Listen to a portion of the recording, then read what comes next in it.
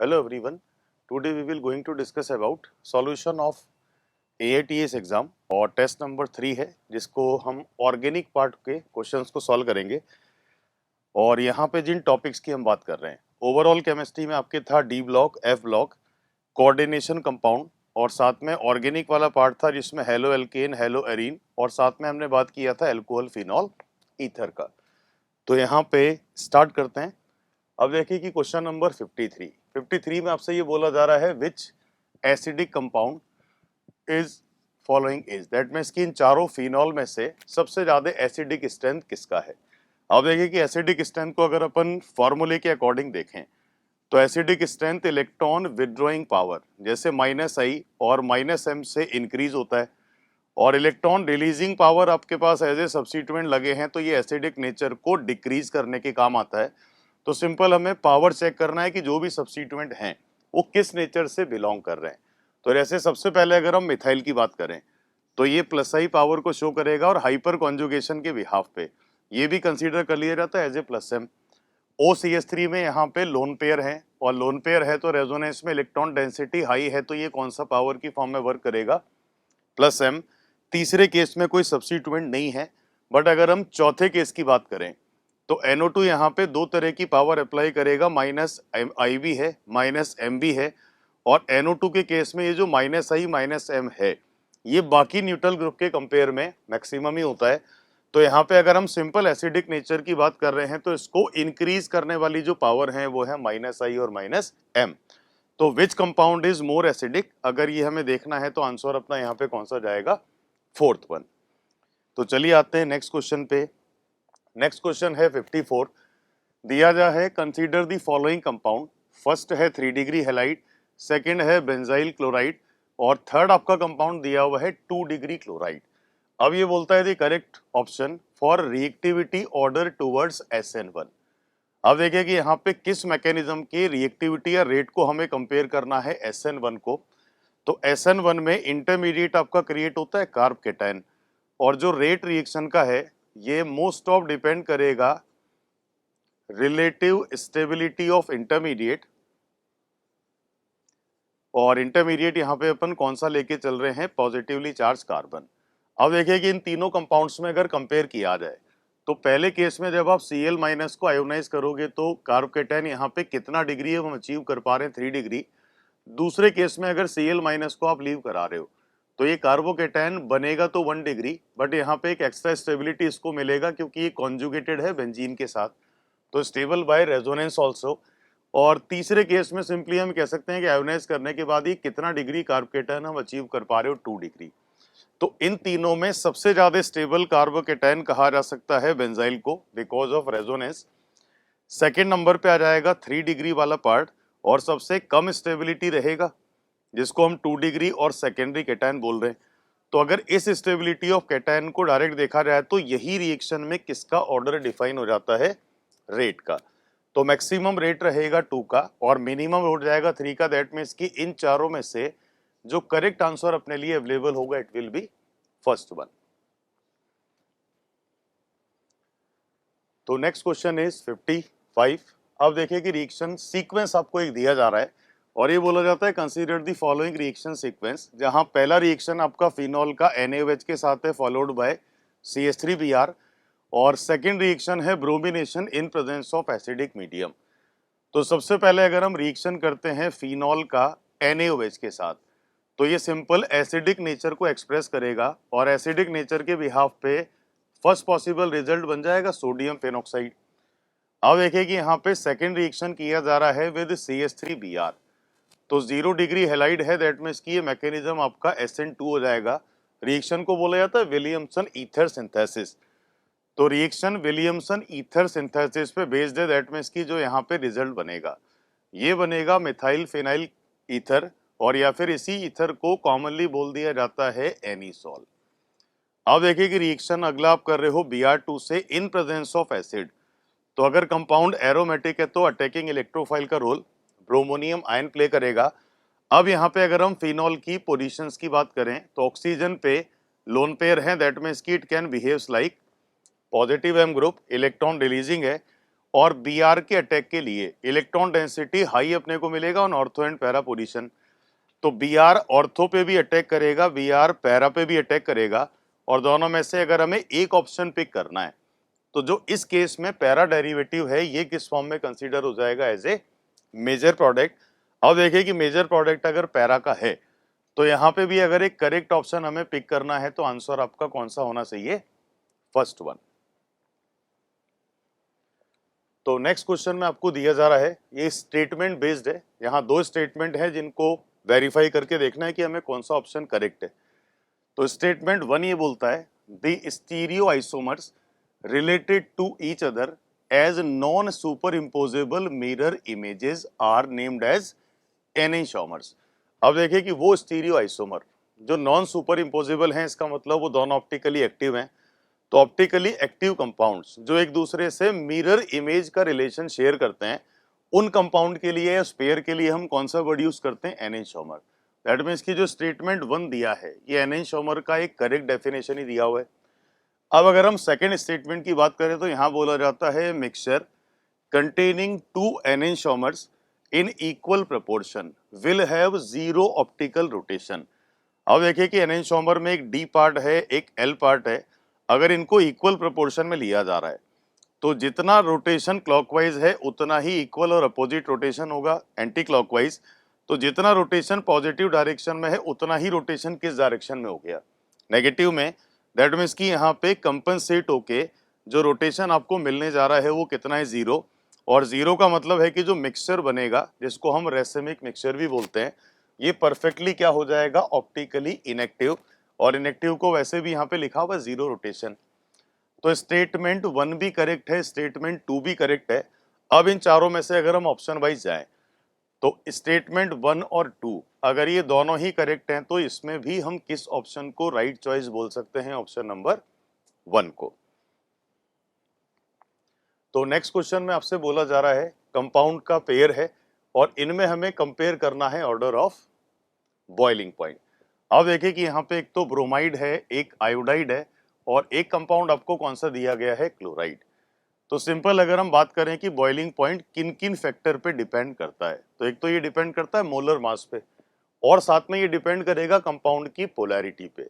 तो सिंपल है कि अगर हमें बॉइलिंग पॉइंट का ऑर्डर डिफाइन करना है तो उसके लिए हमें ये मालूम होना चाहिए कि कंपाउंड का जो पोलैरिटी ऑर्डर है वो क्या होगा, और पोलैरिटी के मैथमेटिकल मेजरमेंट को ही हम क्या बोलते हैं, डाइपोल मोमेंट। तो डाइपोल मोमेंट के केस में RCl सेकेंड कंडीशन हो जाता है RBr का, और थर्ड कंडीशन यहाँ पे आप किसका लेते हो, RI का। तो अगर पोलैरिटी का ये सीक्वेंस अपने को गिवन है तो यही जो ऑर्डर है ये डाइपोल मोमेंट का भी हो जाएगा, और डाइपोल मोमेंट का अगर करेक्ट ऑर्डर है तो यहाँ पे अपन किसको राइट चॉइस कह सकते हैं, वन को। Next question 58। तो क्वेश्चन में आपको दिया जा रहा है which of the following compound is meso compound. तो सबसे पहले हमें देखना होता है कि व्हाट इज मीजो कंपाउंड। तो मीजो कंपाउंड वो होते हैं जिन कंपाउंड्स में एक से ज्यादा कायरल कार्बन हो, बट साथ में वो किसी इमेजिनेटिव प्लेन से दो इक्वल पार्ट में डिवाइड भी हो पाए। तो इन चारों ऑप्शन में से अगर हम बात करें तो फर्स्ट वाले ऑप्शन में आपके पास कायरल कार्बन भी हैं, और एक कोई इमेजिनेटिव अगर प्लेन लिया जाए तो क्या ये इसको दो इक्वल हाफ में डिवाइड भी कर पा रहा है। तो दैट मीन्स कि अगर टॉप और बॉटम वाला ग्रुप डिफरेंट है तो यहाँ पे कोई प्लेन ऑफ सिमेट्री अचीव नहीं होगा, और प्लेन ऑफ सिमेट्री नहीं है तो आपका कंपाउंड एक्टिव है और ये मीजो भी नहीं होगा। सेकेंड ऑप्शन में भी अगर देखा जाए तो यहाँ पे टॉप पे CHO है, बॉटम पे CH2OH, ये भी नहीं होगा। तीसरे ऑप्शन में आपके पास अगेन कायरल कार्बन 2 हैं, और कोई भी अगर इमेजिनेटिव प्लेन लिया जाए तो ये इसको दो इक्वल पार्ट में डिवाइड कर पा रहा है, दो मिरर इमेजेस में डिवाइड कर पा रहा है। तो इसी तरह के प्लेन को हम बोलते हैं प्लेन ऑफ सिमेट्री, और प्लेन ऑफ सिमेट्री है तो मॉलिक्यूल इंटरनल कंपनसेशन होके ऑप्टिकली इनएक्टिव हो जाएगा, और इसी इनएक्टिव फॉर्म को नेम दिया जाता है मीजो। तो यहाँ पे अगर कोई मीजो फॉर्म है, इनएक्टिव फॉर्म है जिसमें प्लेन ऑफ सिमेट्री है, तो कौन सा ऑप्शन यहाँ पे जाना चाहिए, ऑप्शन नंबर 3। तो नेक्स्ट क्वेश्चन अपना है 63। क्वेश्चन में ये बोला जाता है which of the following compound undergoes nucleophilic substitution reaction most easily by OH। अब देखिए कि एक तो ये सारे कंपाउंड कौन से हैं, ये एराइल हैलाइड का केस है, और एराइल हैलाइड हो या हेलो एरिनो, यहाँ पे जब हम न्यूक्लियोफिलिक सब्स्टिट्यूशन करते हैं तो ये होता है एरोमेटिक सब्स्टिट्यूशन SNAR। तो इस केस में अगर हम सिंपली बात करें तो जो रेट है ये कार्ब एनायन के स्टेबिलिटी के ही प्रोपोर्शनल जाता है, और कार्ब एनायन के स्टेबिलिटी के बिहाफ पे अगर हम चलें तो इलेक्ट्रॉन विड्रॉइंग पावर -I-M से रेट इंक्रीज करेगा और +I+M से रेट करेगा डिक्रीज। तो जिस भी कंपाउंड में -I-M अवेलेबल हैं, जहां रेजोनेंस प्रॉपर है NO2 वगैरह का, वहां रेट ज्यादा होगा। तो पहले केस में आपके पास मेटा पोजीशन पे NO2 दिया है जो -I तो शो करेगा लेकिन मेटा पे रेजोनेंस नहीं होता। सेकंड केस में तो आपके पास एक OR है जो +M का रोल प्ले करता है। तीसरे केस में 2 NO2 हैं लेकिन दोनों पे ही मेटा है पोजीशन, तो दोनों ही कौन सा बिहेव कर पाएंगे, -I। बट चौथे केस में NO2 ऑर्थो पे है तो यहाँ पे भी ये -I-M होगा, और पैरा पे भी है तो ये दोनों केस में रेजोनेंस और इंडक्शन में विड्रॉ कर पा रहा है। तो सबसे ज्यादा इलेक्ट्रॉन विड्रॉइंग पावर किस ऑप्शन में अपने को दिखता है, ऑप्शन नंबर 4 में, और एरोमेटिक सब्स्टिट्यूशन के बिहाफ पे। क्या ये वही है जिसको अपन एक सबसे ज्यादा रिएक्टिव कंपाउंड कह सकते हैं? तो नेक्स्ट अपने पास है 3 आयन है, नेगेटिव चार्ज है, और इनमें हमें कंपेयर करना है न्यूक्लियोफिलिसिटी या नाभिक स्नेही क्षमता का सही क्रम। अब देखिए कि यहाँ पे 2 जगह तो नेगेटिव चार्ज आपको ऑक्सीजन पे नजर आ रहा है और एक जगह नेगेटिव चार्ज किस पे है, सल्फर पे। तो पहले 1 और 3 में कंपेयर किया जाए तो हम ये कह सकते हैं फर्स्ट पोजीशन पे फिनॉक्साइड आयन है और नेगेटिव चार्ज को एक स्टेबिलिटी यहाँ पे मिल जाएगा बाय रेजोनेंस। रेजोनेंस का मीनिंग क्या है?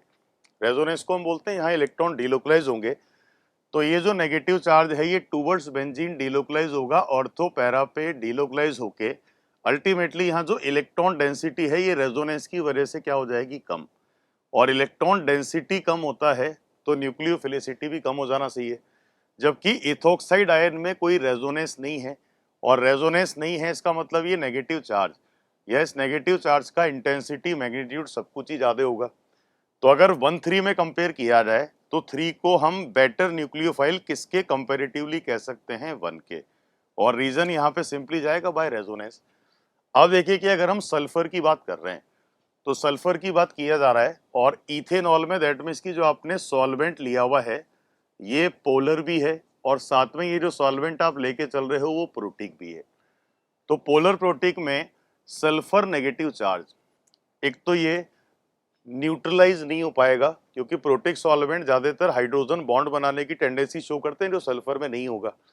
तो इन सबकी कंपैरेटिवली अगर प्रोटिक सॉल्वेंट में बात किया जाए तो ये सबसे ज्यादा न्यूक्लियोफिलिक स्ट्रेंथ किसका आना चाहिए, सल्फर का। एक रीजन और भी कहा जा सकता है कि सल्फर का नेगेटिविटी अगर ऑक्सीजन से कम है तो ये इलेक्ट्रॉन इजीली रिलीज भी कर पाएगा। तो ऑर्डर में अगर हम बात करें तो सबसे ज्यादा 2 है, फिर 3 है, फिर 1 है, और 2, 3, 1 को करेक्टली किस ऑप्शन में रिप्रेजेंट किया जा रहा है, ऑप्शन नंबर 3 में। तो चलिए नेक्स्ट क्वेश्चन पे आते हैं। अगला क्वेश्चन आपके पास है 68।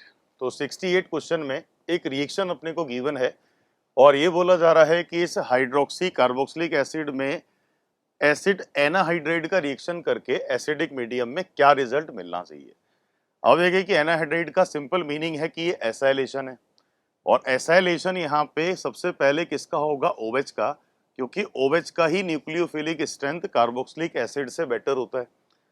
तो रिएक्शन अगर हम सिंपली OH आयन का कर रहे हैं दैट मीन्स एसाइलेशन अगर फर्स्टली OH आयन का कर दिया जाता है तो यहाँ पे रिएक्शन के बाद भी आपको एज इट इज ये ग्रुप मिलेगा, और अगर OH का एसाइलेशन किया जा रहा है तो यहाँ पे ऐड होने वाला ग्रुप हो जाएगा CH3CO, क्योंकि इसी ग्रुप के इंसर्शन को हम बोलते हैं एसाइलेशन, और साथ में जो को प्रोडक्ट यहाँ पे बनेगा इट शुड बी CH3COOH। तो आफ्टर एसाइलेशन अगर हम करेक्ट स्ट्रक्चर के फॉर्मेशन की बात करें तो एल्कोहल कन्वर्ट हो जाएगा एस्टर में, और ये जो ऑप्शन है ये आपको किस जगह दिया जा रहा है, ऑप्शन नंबर 3 में। तो क्वेश्चन नंबर 69 रिएक्शन सीक्वेंस है।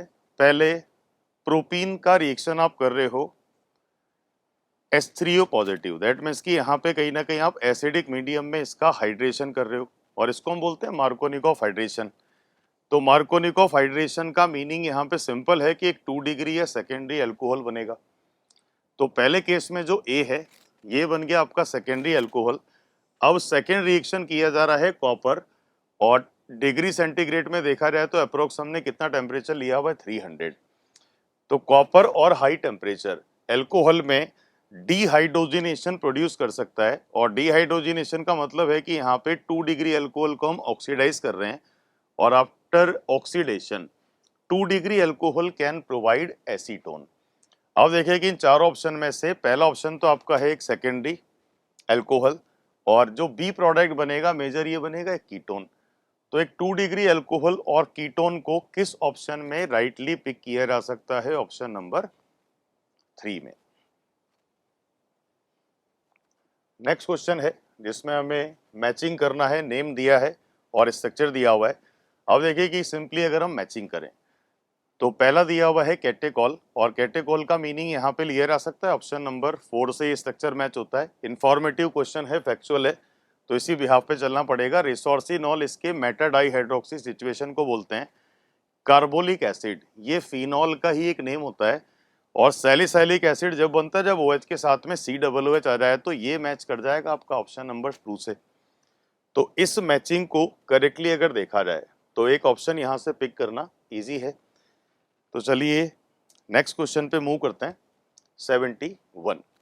71 में एक मिक्स ईथर आपके पास है, और इसका रिएक्शन आपको किससे करना है? HBr से। अब देखिए कि ईथर में न्यूक्लियोफिलिक सब्स्टिट्यूशन पॉसिबल होता है एसिडिक मीडियम में। तो यहाँ पे अगर हम बात करें तो ये ऑक्सीजन के लोन पेयर्स ये बेंजीन के साथ रेजोनेंस में इन्वॉल्व हो जाएंगे, और रेजोनेंस में इन्वॉल्व है तो कार्बन ऑक्सीजन बॉन्ड में एक डबल बॉन्ड बिहेवियर क्रिएट हो जाता है। तो यहाँ से तो ये बॉन्ड ब्रेक डाउन नहीं होगा, दैट मीन्स की बॉन्ड ब्रेक करने के लिए यही पोजीशन आपका चलेगा, कार्बन हैविंग पॉजिटिव और ऑक्सीजन पे कौन सा चार्ज क्रिएट होगा। तो इसी आयोनाइजेशन के बिहाफ पे अगर देखा जाए तो HBr से H+ और Br- का जो एडिशन है, एक तो फिनॉल और एक क्रिएट कर देगा बेंजाइल ब्रोमाइड को। तो एक प्रोडक्ट फिनॉल है, एक बेंजाइल ब्रोमाइड है, जो किस ऑप्शन में आपको करेक्ट होके मिले हुए हैं? ऑप्शन नंबर 2 में। नेक्स्ट क्वेश्चन अपने पास है जहां एक रिएक्शन सीक्वेंस है, एक unsymmetrical alkene, firstly hydroboration and followed by oxidation by peroxide in basic medium. तो इस रिएक्शन का जो प्रोडक्ट है यहाँ ट्रांजिशन स्टेट होता है, सिन एडिशन होता है, लेकिन अगर हम एंड रिजल्ट की बात करें तो ऑक्सीडेशन और हाइड्रोबोरेशन से जो एंड प्रोडक्ट बनेगा ये इक्विवेलेंट होता है एंटी मार्कोनिकॉफ हाइड्रेशन के। अब देखिए कि एंटी मार्कोनिकॉफ हाइड्रेशन है, दैट मीन्स कि हम यहाँ पे ऐड करेंगे फाइनली OH को, और इस रिएक्शन में ज्यादातर हम ये देखते हैं कि primary alcohols as a product बनते हैं। तो यहाँ पे अगर OH को आप ऐड कराओगे तो प्राइमरी अल्कोहल का फॉर्मेशन होगा, और ये फॉर्मेशन आपको कौन से ऑप्शन में करेक्टली दिया जा रहा है? ऑप्शन नंबर 1 में।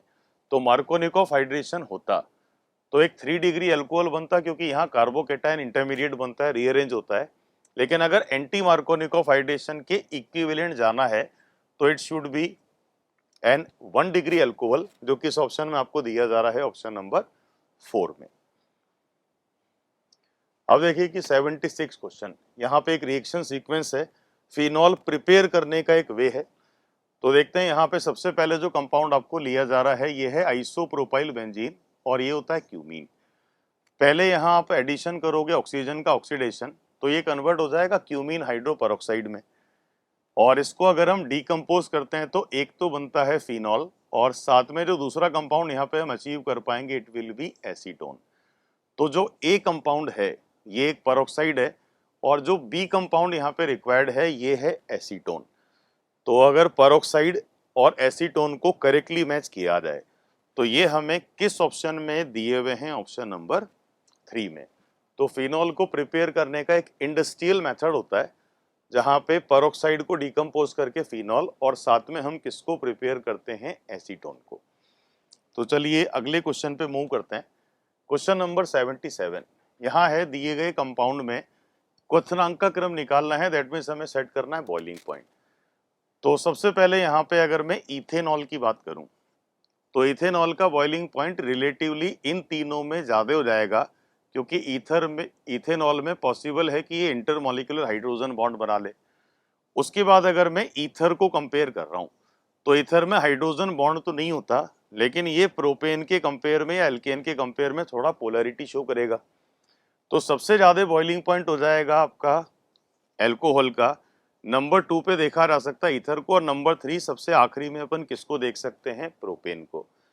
तो alcohol, methoxy, methane and propane, ये एक करेक्ट ऑर्डर हो जाता है जिसमें हाइड्रोजन बॉन्ड भी है, बिट ऑफ पोलैरिटी भी है, और एल्केन नॉर्मली सबसे कम boiling point, melting point show करते हैं, क्योंकि यहाँ पे नॉन पोलैरिटी है किसी तरह के सेकेंडरी फोर्सेस, अगर हैं तो वो वॉन्डरवाल फोर्सेस है जो बहुत ही कम मैग्नीट्यूड में वर्क करते हैं।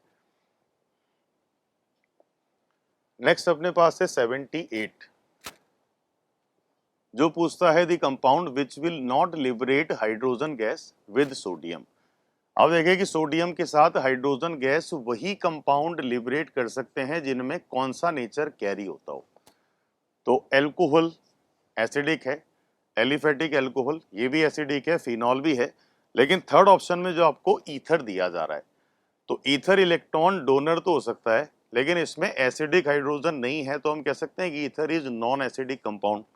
और नॉन एसिडिक है तो ये सोडियम मेटल के साथ में या किसी भी रिएक्टिव मेटल के साथ में हाइड्रोजन लिबरेशन का रिएक्शन परफॉर्म नहीं करेगा। 79 क्वेश्चन में आपको बोला जाता है which of the following reaction will not give ether as a major product. अब देखिए कि जिस तरीके से ईथर को यहाँ पे क्रिएट किया जा रहा है, यहाँ पे हम बात करेंगे विलियमसन ईथर सिंथेसिस की। तो Williamson ether synthesis SN2 mechanism अगर है, दैट मीन्स आपका हैलाइड या 0 डिग्री है या 1 डिग्री है, तो ये ईथर का जो यील्ड है वो मैक्सिमम बनाएगा। दैट मीन्स कि अगर हमें ईथर क्रिएट करना है by help of Williamson ether synthesis, तो हैलाइड अगर 0 डिग्री दिया हुआ है तो रिएक्शन में ईथर मेजर प्रोडक्ट बनेगा, बट हैलाइड यहाँ पे कितना डिग्री आपको दिया जा रहा है, 3 डिग्री। अब 3 डिग्री में अगर आप स्ट्रॉन्गर बेस एल्कोहलिक बेस के साथ रिएक्शन करा रहे हो, तो यहाँ ईथर की जगह इवन एलिमिनेशन होता है, और जो मेजोरिटी ऑफ प्रोडक्ट है या मेजर प्रोडक्ट है ईथर की जगह क्या बनता है, एल्कीन। तो halide should be 0 and 1 degree, that means की सेकंड ऑप्शन वो है जिससे ईथर नहीं बनेगा। थर्ड ऑप्शन में अगेन आपके पास एक 0 डिग्री हैलाइड है, रिएक्शन हो जाएगा, और चौथे ऑप्शन में भी एक प्राइमरी हैलाइड है, तो ये भी SN2 रिएक्शन कर ही सकता है। तो अगर यहाँ ईथर नहीं बनने का ऑप्शन पिक करना है तो correct answer will be option number 2। Next question is 80, दिए गए यौगिकों में SN2 का वेग का सही क्रम होगा। दैट मीन्स कि SN2 मैकेनिज्म में ऑर्डर ऑफ रेट हमें डिसाइड करना है।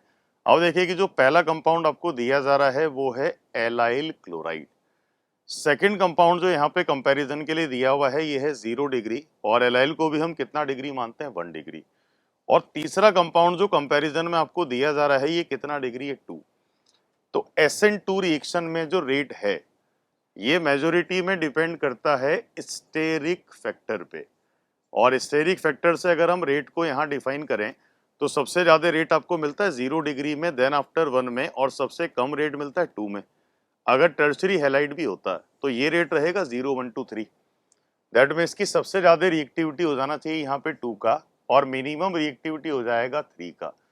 तो 2 देन आफ्टर 3, और मिनिमम रिएक्टिविटी के केस में तो सबसे पहले आपने लिया सेकंड को क्योंकि ये 0 डिग्री है, उसके बाद हम लेंगे यहाँ पे 1 को क्योंकि ये प्राइमरी है, और सबसे कम रिएक्टिविटी आपको किस में मिलेगा, 3 में। तो 2, 1, 3 को अगर यहाँ से देखा जाए तो ये किस ऑप्शन में अपने को राइट एक रेट का ऑर्डर दिया जा रहा है, ऑप्शन नंबर 3 में। नेक्स्ट क्वेश्चन इज 81 क्वेश्चन ये आपको बोलता है total number of monobrominated product obtained on the reaction of 2-methyl-butane with bromine in presence of sunlight। अब देखिए कि 2-methyl-butane ये स्ट्रक्चर है, और इसमें हमें रिएक्शन करना है इन प्रेजेंस ऑफ सनलाइट, दैट में इसकी अटैक आप Br रेडिकल का ही कर रहे हो। तो पहले तो देखना पड़ेगा कि कितने पोजीशंस अवेलेबल हैं Br के अटैक करने के लिए। तो पोजीशंस अपने पास कितने आ जाएंगे, 4। अब देखिए कि ये 4 पोजीशन आइसोमर तो एज ए प्रोडक्ट बनेगा, ये आपका प्रोडक्ट नंबर 1 हो गया। सेकेंड प्रोडक्ट जब आपने ब्रोमिनेशन सेकेंड कार्बन पे किया तो that will be product number 2। Third position पे ब्रोमिनेशन किया तो दिस इज प्रोडक्ट नंबर 3। और एक आखिरी प्रोडक्ट जब बनेगा जब हम किस पोजीशन या किस कार्बन पे ब्रोमिनेशन कर रहे हैं, नंबर 4 पे। तो अगर स्ट्रक्चरल आइसोमर बोला जा रहा है तो आंसर हम कितना पिक करेंगे, 4। बट यहाँ पे हो रहा है टोटल नंबर ऑफ आइसोमर, और टोटल नंबर ऑफ आइसोमर का मतलब है स्ट्रक्चरल के साथ में और किसको एड ऑन करने की बात होता है, स्टीरियो। तो स्टीरियो में रहेगा सिंपल ज्योमेट्रिकल ऑप्टिकल, और डबल बॉन्ड तो यहाँ पे है नहीं। दैट मीन्स कि हम अगर कायरल कार्बन की बात करें तो पहले वाले कंपाउंड में ये पर्टिकुलर कार्बन कायरल है। दैट मीन्स कि आपका फर्स्ट डेरिवेटिव ऑप्टिकली एक्टिव है, ये कितने फॉर्म शो करेगा, 2। तो इसको हम कितनी बार काउंट करेंगे, 2 बार। दूसरे कंपाउंड में कोई कार्बन कायरल नहीं है, लेकिन तीसरे कंपाउंड में ये कार्बन कायरल हो गया, और अगर ये कार्बन कायरल है तो third derivative is also optically active, इसको भी हमें कितनी बार काउंट करना है, 2 बार। तो अब अगर हम टोटलिटी में बात करें तो 2 + 2 4 5, और इसको भी ऐड कर लिया तो टोटल नंबर ऑफ प्रोडक्ट यहाँ पे कितने अचीव हम कर पा रहे हैं, 6। तो स्ट्रक्चरल के साथ में स्टीरियो की भी बात करना है। स्टीरियो में यहाँ पे अपन किस कंसेप्ट से चल रहे हैं, कायरल कार्बन की प्रेजेंस से, क्योंकि कायरल कार्बन ही इसको ऑप्टिकली एक्टिव बना सकता है।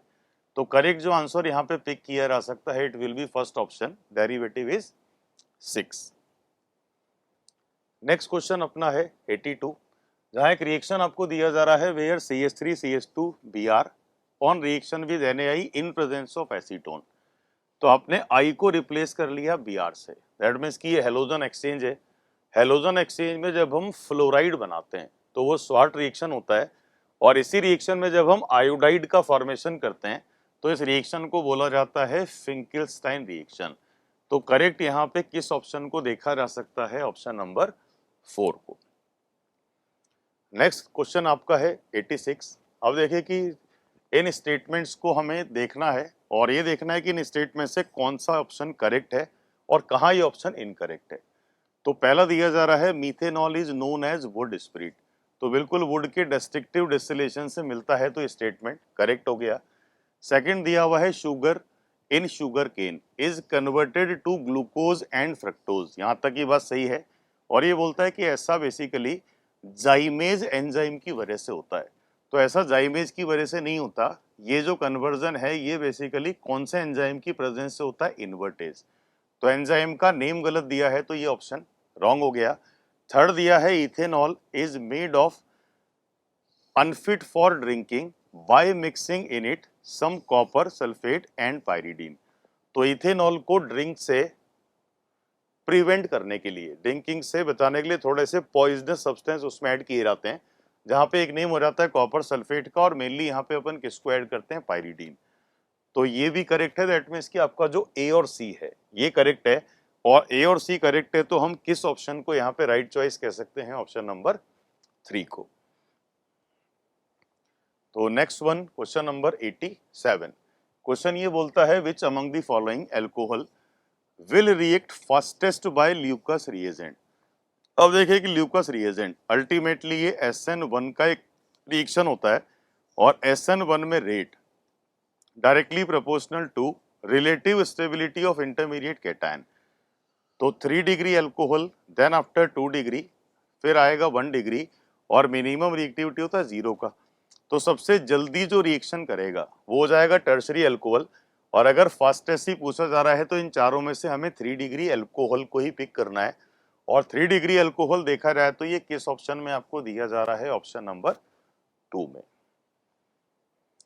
Next question is 92। यहाँ एक रिएक्शन सीक्वेंस है, consider the following reaction sequence. पहले हमने बेंजीन का ओलियम से रिएक्शन किया, तो ओलियम इज H2SO7, और इस रिएक्शन को हम कह सकते हैं सल्फोनेशन। तो जो फर्स्ट पॉसिबल कंपाउंड है जो बेंजीन के सल्फोनेशन से बनेगा, it should B benzene sulphonic acid. ये अपना कौन सा कंपाउंड हो गया, ए। फिर हम इसका रिएक्शन करा रहे हैं NaOH के साथ। दैट मीन्स कि NaOH के साथ अगर इसको हम फ्यूज्ड करेंगे तो स्ट्रॉन्गर बेस NaOH के साथ फ्यूज्ड करोगे तो जो अगला कंपाउंड यहाँ पे प्रिपेयर होगा इट विल बी फिनॉल, और साइड प्रोडक्ट है ये जो SO3 ऐसे ही रिएक्शन करके बनाएगा रिमूवल ऑफ Na2SO3। तो ये कंपाउंड आपका हो जाएगा बी। अब तीसरा जो रिएक्शन यहाँ दिया जा रहा है try halide in presence of base, ये रिएक्शन बेसिकली है राइमर टीमन रिएक्शन। और राइमर टीमन रिएक्शन में फॉर्माइलेशन की बात होता है। अल्टीमेटली ऑर्थो और पैरा पोजीशन पे कौन से ग्रुप आ जाते हैं, CHO। तो CHO में दो डेरिवेटिव बनेंगे सैलिसाइल एल्डिहाइड के, एक ऑर्थो और पैरा। और मैकेनिज्म की सिचुएशन ये बोलता है कि यहाँ पे किस पॉसिबल प्रोडक्ट को एक मेजर प्रोडक्ट बोला जाता है, ऑर्थो को। तो इन चारों में से अगर फॉर्माइलेशन का मेजर प्रोडक्ट हमें पिक करना है तो आंसर अपना कौन सा होना चाहिए, थर्ड वन। नेक्स्ट वन ये बोलता है which compound on reaction with methyl magnesium bromide followed by hydrolysis provide a secondary alcohol as a major product. अब देखिए कि आपके पास कंपाउंड है methyl magnesium bromide, Grignard reagent, और इसका रिएक्शन अगर मैं किसी भी एल्डिहाइड से प्रोड्यूस कर दूं, लाइक यहाँ पे सेकंड ऑप्शन में आपको दिया हुआ है प्रोपेनल, तो वन टाइम यहाँ पे सबसे पहले जो एल्डिहाइड कीटोन में रिएक्शन होता है it will be nucleophilic addition, और आफ्टर एडिशन कार्बन पे कनेक्ट हो जाएगा CH3 और इनिशियली ऑक्सीजन पे कनेक्ट होने वाला आपका ग्रुप हो जाएगा MgBr। और हाइड्रोलाइसिस अगर बाद में किया जा रहा है तो ये आयोनिक बॉन्ड है, बड़ा इजीली डिसोसिएट हो जाएगा। तो इस पर्टिकुलर रिएक्शन में जो प्रोडक्ट बनेगा ये इस तरह के स्ट्रक्चर का बनेगा और इसी को अपन 2 डिग्री या कौन सा अल्कोहल बोल देते हैं, सेकेंडरी। तो कीटोन से जो यहाँ रिजल्ट बनेगा ये टर्सरी अल्कोहल होगा, एल्डिहाइड से जैसा हमने बनाया 2 डिग्री होगा, इथेलिन ऑक्साइड से भी 1 डिग्री बनेगा, और यहाँ तो अल्कोहल बनेगा ही नहीं। तो सेकेंडरी अल्कोहल हमें किस ऑप्शन में दिया जा रहा है, ऑप्शन नंबर 2 में। Next question is 94। तो हमें इन स्टेटमेंट्स को चेक करना है और ये देखना है कि कौन सा स्टेटमेंट करेक्ट है और कौन सा नहीं है। तो सबसे पहले आते हैं अपन ऑप्शन नंबर 1 पे। In vinylic chloride chlorine is attach with sp2 hybrid carbon. अब देखें कि विनाइल क्लोराइड का मतलब डबल बॉन्ड पे ही अटैच Cl है, और डबल बॉन्ड पे अटैच है तो ये बेसिकली sp2 हाइब्रिडाइज कार्बन से ही कनेक्टेड है, that means A is correct one. Second होता है dipole moment of CH3Cl is greater than of CH3F। तो ये बात भी सही है क्योंकि क्लोरीन का साइज बल्कियर है, वेकेंट ऑर्बिटल्स भी हैं, तो Cl पे नेगेटिव चार्ज ज्यादा स्टेबल होता है F से, तो यहाँ पे इसका डायरेक्ट इम्पैक्ट डाइपोल मोमेंट पे भी आएगा, तो ये स्टेटमेंट भी करेक्ट हो गया। थर्ड आपको दिया जाता है boiling point of 1,4 dichlorobenzene is greater than 1,2 dichlorobenzene. तो 1,4 दैट में इसकी पैरा डाइक्लोरोबेंजीन जो परफेक्टली नॉन पोलर स्ट्रक्चर है, और सेकंड है यहाँ पे 1,2 डाइक्लोरोबेंजीन जो अपने आप में एक पोलर कंपाउंड या पोलर स्ट्रक्चर होगा क्योंकि डाइपोल इक्वल अपोजिट नहीं है। तो डाइपोल मोमेंट यहाँ पे 0 से ज्यादा है, तो हम ये कह सकते हैं कि ये ऑर्थो वाला केस पोलर हो जाएगा, और पैरा डाइक्लोरो वाले केस को डायरेक्टली हम कह सकते हैं कि it will be non polar structure. तो dipole moment boiling point polarity का फंक्शन होता है, जहां डाइपोल ज्यादा होगा पोलरिटी ज्यादा होगा वहां ऑटोमेटिकली क्या चीज ज्यादा होता है, बॉइलिंग पॉइंट। तो पैरा से ज्यादा होना चाहिए ऑर्थो वाला, दैट मीन्स कि इस भी आप पे देखा रहा तो ये स्टेटमेंट इनकरेक्ट है। तो करेक्ट जो ऑप्शन आपके पास हैं वो A और B हैं, दैट मीन्स कि किस ऑप्शन को एक राइट चॉइस कहा जा सकता है, ऑप्शन नंबर 1 को। Next one is which one is polar and protic solvent. तो पोलर भी हो और साथ में प्रोटिक नेचर भी शो करे, दैट मीन्स कि DMSO dimethyl sulphone oxide, that will be polar but A protic solvent. Benzene itself a non polar compound, तो ये तो पोलरिटी में आएगा ही नहीं। एसीटोन ये भी पोलर है बट नेचर वाइज इसको भी हम मानते हैं प्रोटिक, तो मीथेनॉल वो ऑप्शन रहेगा हैविंग पोलरिटी, और साथ में ये कौन से नेचर को एक्सप्रेस कर सकता है, H प्लस प्रोटिक नेचर। तो इन चारों में से पोलर और प्रोटिक का जो एग्जाम्पल बनेगा that will be only alcohol methanol. Next one question number 96। अब देखिए कि दिए गए रिएक्शन में मेजर प्रोडक्ट क्या होना चाहिए। तो ये मैकेनिज्म है जिसको हम बोलते हैं aromatic substitution initiated by elimination and completed by addition. तो सबसे पहले यहाँ पे एलिमिनेशन होगा, और एलिमिनेशन अगर हम HCl का कर रहे हैं तो ये कितनी तरीके हो सकता है, 2 जगह से, दैट मीन्स की जो इंटरमीडिएट बेंजाइन बनाने की हम बात करेंगे वो CH3 के रेस्पेक्ट में एक बार तो बनेगा ऑर्थो मेटा पे, और एक जो पॉसिबल बेंजाइन है वो कहाँ पे क्रिएट हो जाएगा, मेटा और पैरा पोजीशन पे।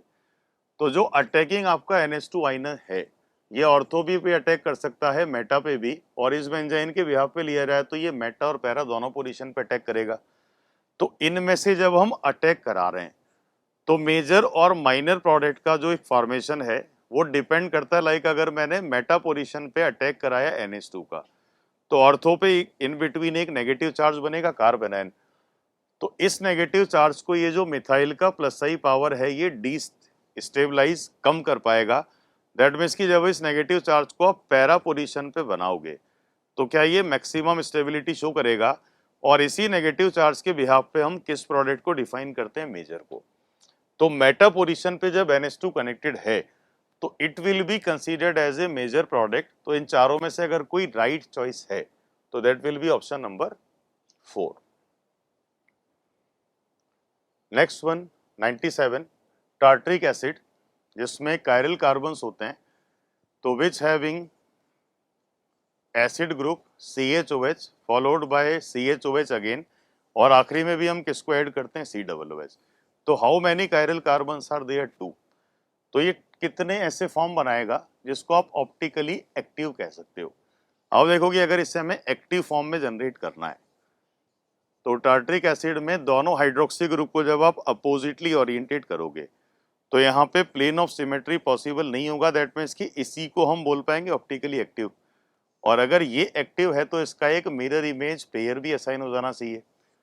तो यहाँ पे एक तो मीजोफॉर्म बनेगा, और अगर ये अपोजिटली ओरिएंटेड हैं तो इसको आप ऑप्टिकली एक्टिव बोल पाओगे। और टोटल जो पॉसिबिलिटीज एक्टिव का हैं ये बेसिकली कितने हो जाएंगे, 2। तो टोटल 3 आइसोमर बनते हैं जिसमें से एक मीजो है, बाकी 2 बचे हुए ऑप्टिकली एक्टिव हैं। तो अगर हमें ऑप्टिकली एक्टिव कंपाउंड्स ही सेपरेट करने हैं तो आंसर यहाँ पे जाएगा 2। दैट मीन्स कि किस ऑप्शन को हम टिक करेंगे, 3 को। तो नेक्स्ट क्वेश्चन अपने पास है एक रिएक्शन सीक्वेंस। तो इसमें अपने को देखना है कि क्या क्या प्रोडक्ट ABC की फॉर्म में बनना चाहिए, और फाइनली अपने से बोला जा रहा है कि जो C प्रोडक्ट है वो क्या है। तो सबसे पहले बात करते हैं प्रोडक्ट नंबर 1।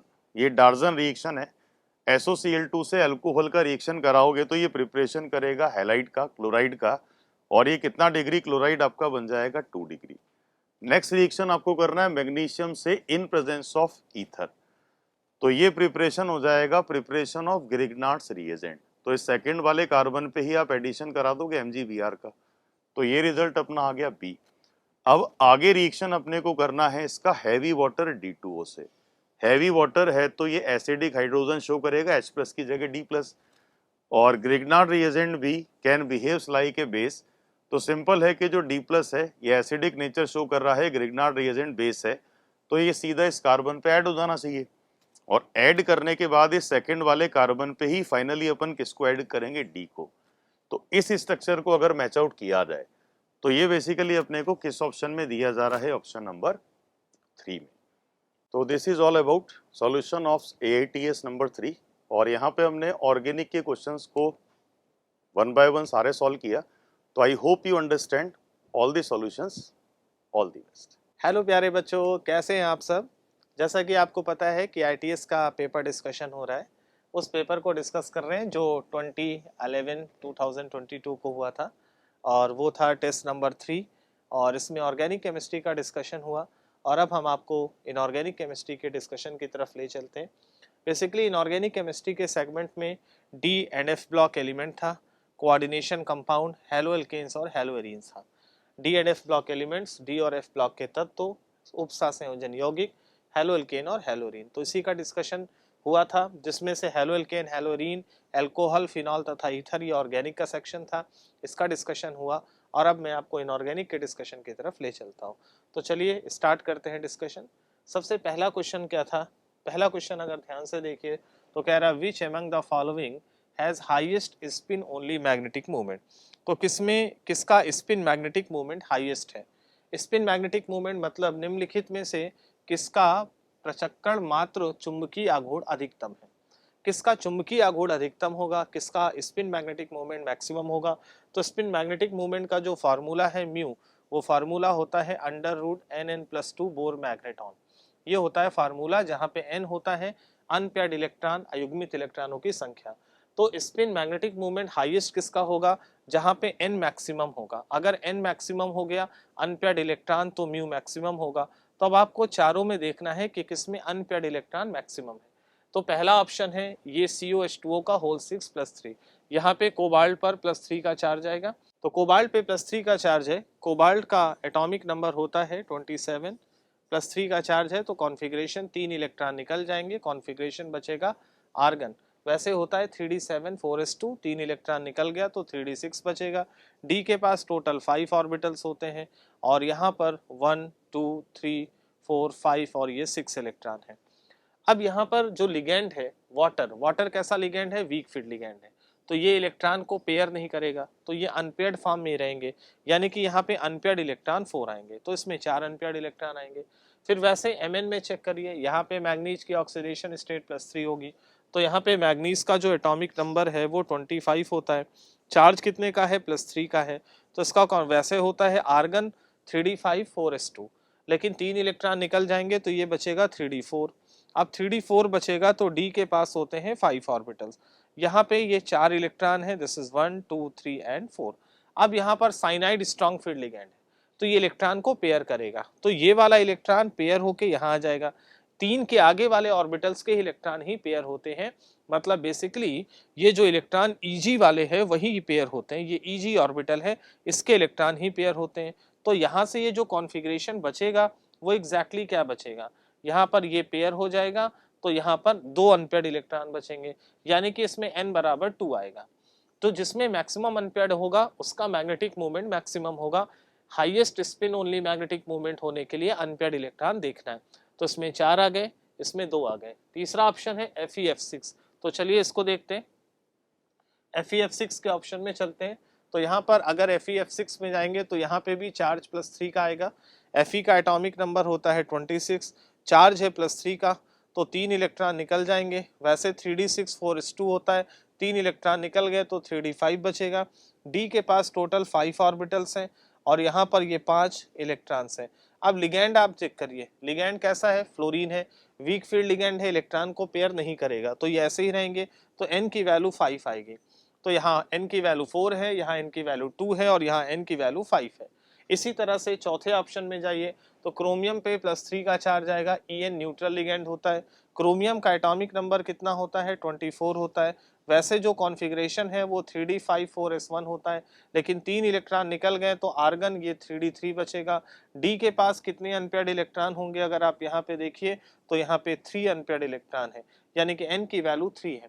तो मैक्सिमम अनपेयर्ड इलेक्ट्रॉन आपको कहाँ मिल रहे हैं, मैक्सिमम अनपेयर्ड इलेक्ट्रॉन आपको n = 5 में मिल रहे हैं। इसका मतलब मैक्सिमम मैग्नेटिक मूवमेंट उसका होगा जहां अनपेयर्ड इलेक्ट्रॉन मैक्सिमम है, तो आपका जो करेक्ट आंसर जाएगा वो ये जाएगा। स्पिन मैग्नेटिक मूवमेंट चुंबकीय आघूर्ण सबसे ज्यादा इसका होगा क्योंकि मैक्सिमम अनपेयर्ड इलेक्ट्रॉन है। फिर आपको ले चलते हैं अगले क्वेश्चन पे। अगला क्वेश्चन आपसे क्या कह रहा है, ध्यान से देखिए। क्वेश्चन कह रहा है the correct electronic configuration of central metal atom in MnCl6-3 based on crystal field theory. CFT के अकॉर्डिंग बताना है, मतलब क्रिस्टल क्षेत्र सिद्धांत के आधार पर MnCl6-3 में केंद्रीय धातु परमाणु का सही इलेक्ट्रॉनिक विन्यास क्या होगा। तो सबसे पहली बात आप यहाँ पे देखिए, तो जो आपने Mn लिया है यह है आपका MnCl6-3। सबसे पहली बात, लिगैंड वीक फील्ड है, दुर्बल क्षेत्रीय लिगैंड है, इलेक्ट्रॉन को युग्मित नहीं करेगा। Mn पर चार्ज आएगा +3 का, तो अगर +3 का चार्ज है, इसका एटॉमिक नंबर 25, तो कॉन्फ़िगरेशन होगा आर्गन। वैसे होता है 3d5 4s2, 3 इलेक्ट्रॉन निकल गया तो ये हो जाएगा आर्गन और ये होगा 3d4। अब डी के पास 2 ऑर्बिटल होते हैं, यहाँ पर देखिए 2 ऑर्बिटल होंगे। अब यहाँ पर Eg की एनर्जी बढ़ जाती है जब स्प्लिटिंग होती है, जब विपाटन होता है, और T2g की एनर्जी घट जाती है। और यहाँ पे वीक फील्ड लिगेंड है तो लो स्पिन कॉम्प्लेक्स होगा, निम्न, क्योंकि यहाँ पे वीक फील्ड लिगेंड है, और अगर यहाँ पे वीक फील्ड लिगेंड है तो ये इलेक्ट्रॉन को पेयर नहीं करेगा, इलेक्ट्रॉन को युग्मित नहीं करेगा, तो हाई स्पिन कॉम्प्लेक्स होगा, उच्च चक्रण संकुल होगा। हाई स्पिन होने का मतलब ये है कि टोटल 4 इलेक्ट्रॉन है, तो एक यहाँ पे, दूसरा यहाँ पे, तीसरा यहाँ पे और चौथा यहाँ पे, यानी कि T2g में 3 और Eg में 1 इलेक्ट्रॉन जाएंगे। ये 3d4 कॉन्फ़िगरेशन है, वीक फील्ड लिगेंड है, इलेक्ट्रॉन को पेयर नहीं करेगा, युग्मित नहीं करेगा, तो 3 T2G में और 1 EG में, यानी कि इसका जो करेक्ट कॉन्फ़िगरेशन आएगा वो T2G में 3 आएगा और EG में 1 आएगा। तो ये इसका सही कॉन्फ़िगरेशन होगा। तो T2G में 3 और EG में 1, तो कौन सा ऑप्शन दिख रहा है? ये वाला ऑप्शन दिख रहा है, T2G में 3 और EG में 1, मतलब इसका करेक्ट आंसर 4th होगा। तो इस तरह से आपने आंसर दे दिया। फिर अगले क्वेश्चन पे ले चलते हैं। अगला क्वेश्चन आपसे क्या कह रहा है? अगला क्वेश्चन ये कह रहा है कि क्वेश्चन नंबर 59, इनऑर्गेनिक केमिस्ट्री का पोर्शन 59th वाला क्वेश्चन है। इसमें बोल रहा है कि moles of permanganate ion required to react completely with 1 mole of oxalate ion in acidic medium. मतलब अम्लीय माध्यम में अगर 1 मोल ऑक्सिलेट आयन है तो इसके साथ पूर्ण रूप से अपक्रिया करने के लिए परमैंगनेट आयन के कितने मोल चाहिए, ये आपको देखना है। तो यहाँ पर एक रिएक्शन होगी किसके बीच में? एक तो परमैंगनेट आयन है, ये होता है MnO4-1, और इसकी रिएक्शन करा रहे ऑक्सिलेट आयन से C2O4, ये होता है -2। और मीडियम कैसा है? माध्यम कैसा है? अम्लीय है। अब अम्लीय माध्यम में रिएक्शन होगी, यहाँ पे Mn+7 में है और कार्बन +3 स्टेट में होगा, ऑक्सीकरण संख्या +3 आएगी। अम्लीय माध्यम में एसिडिक मीडियम है तो इसका रिडक्शन होगा, ये रिडक्शन होकर क्या बनाएगा? Mn+2 बनाएगा, और जो कार्बन है उसका ऑक्सीडेशन होगा, +3 से +4 में जाएगा तो ये 2CO2 बनेगा, यहाँ पे कार्बन की ऑक्सीडेशन स्टेट 4 होगी। अब दोनों का एन फैक्टर निकाल लीजिए। तो Mn+7 से +2 में जा रहा है तो इसका जो एन फैक्टर आ रहा है वो 5 आ रहा है। दूसरा क्या है इसमें? दूसरा केस यहाँ पर आ रहा है कि कार्बन जो है वो +3 से +4 में जा रहा है, तो इसका एन फैक्टर देखिए कितना होगा। इधर 1 मोल में 2 कार्बन है तो यहाँ से 2 × 3 होगा और उधर 2 × 4 होगा, यानी कि इसका एन फैक्टर 2 आएगा। तो रिडक्शन का एन फैक्टर 5 है, ऑक्सीडेशन का एन फैक्टर 2 है। अब आपसे पूछ रहा है कि परमैंगनेट आयन के कितने मोल्स चाहिए 1 मोल ऑक्सिलेट आयन से रिएक्शन कराने के लिए। तो दोनों की जब रिएक्शन हो रही है और जब न्यूट्रलाइजेशन होगा तो ग्राम इक्विवेलेंट बराबर होंगे, यानी कि आप यहां से लिखेंगे gram equivalent of permanganate ion, ये किसके बराबर होगा? Gram equivalent of oxalate ion, ये दोनों बराबर होंगे C2O4-2। ठीक, अब आपको दोनों का ग्राम इक्विवेलेंट बराबर करना है, तो कैसे करोगे? अब आपको पता है ग्राम इक्विवेलेंट हम लिख सकते हैं इसका वेट अपॉन इसका equivalent weight is equal to इसका वेट अपॉन इसका इक्विवेलेंट वेट, या आप लिख सकते हैं इसके मोल इंटू इसका एन फैक्टर बराबर इसके मोल इंटू इसका एन फैक्टर। अब आपसे पूछ रहा है कि परमैंगनेट के कितने मोल चाहिए, इसका एन फैक्टर 5 है और इसके 1 मोल है ऑक्सिलेट आयन के और इसका एन फैक्टर 2 है, यानी कि इसके कितने मोल्स हो जाएंगे? 2/5 मोल, यानी कि यहाँ से 0.4 मोल आपको चाहिए, यानी कि परमैंगनेट आयन के 0.4 मोल आपको चाहिए। तो दोनों के ग्राम इक्विवेलेंट बराबर करके सॉल्व कर लिया। तो अब यहाँ पे देखिए 0.4 ऑप्शन में आना चाहिए या यहाँ से 2/5 आना चाहिए। तो 2/5 वाला ऑप्शन ये है, यानी कि परमैंगनेट आयन के 2/5 मोल चाहिए होंगे। अगर इसको कंप्लीटली न्यूट्रलाइज कराना है, कंप्लीटली उदासीन करना है, तो परमैंगनेट आयन के 2/5 मोल की रिक्वायरमेंट होगी, यानी कि 0.4 मोल की रिक्वायरमेंट होगी। फिर आपको अगले सवाल पे ले चलते हैं इनऑर्गेनिक केमिस्ट्री का। अगला क्वेश्चन था question number 60, the ion which is green in colour in aqueous medium. बोल रहा है इनमें से किस आयन का जो रंग है वो हरा है। तो पहली बात, अगर रंग है तो रंग होने के लिए अनपेयर्ड इलेक्ट्रॉन होना चाहिए, रंग होने के लिए अयुग्मित इलेक्ट्रॉन का होना जरूरी है। अब अनपेयर्ड इलेक्ट्रॉन चेक करिए, क्योंकि कलर तो नॉर्मली याद नहीं रहता, फिर भी आप पहले आप सोचिए कि अनपेयर्ड इलेक्ट्रॉन है या नहीं, वहीं से ऑप्शन एलिमिनेट हो जाता है कि आप देख लीजिए किसमें अनपेयर्ड इलेक्ट्रॉन बच रहे हैं। अब सबसे पहला ऑप्शन है निकिल +2। निकिल का एटॉमिक नंबर होता है 28, कॉन्फ़िगरेशन होगा आर्गन 3d8 4s2, लेकिन 2 इलेक्ट्रॉन निकल गए तो 3d8। अब डी के पास होते हैं 5 ऑर्बिटल, अब 5 ऑर्बिटल में 8 इलेक्ट्रॉन, तो 1 2 3 4 5 6 7 और 8, यहाँ पर 2 अनपेयर्ड इलेक्ट्रॉन बच रहे हैं, तो इसमें कलर होगा।